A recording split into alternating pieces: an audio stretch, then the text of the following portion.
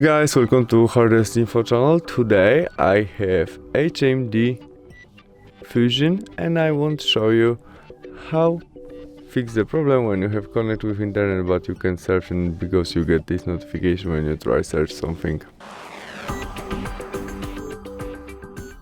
To fix it, go back to the main menu, open our settings application where we scroll and choose system selection, enter date and time.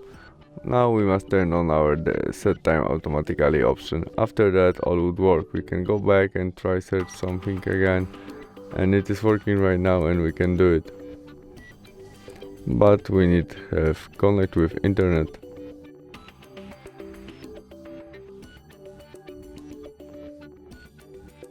After we connected, we can search something. Thanks for watching. Bye.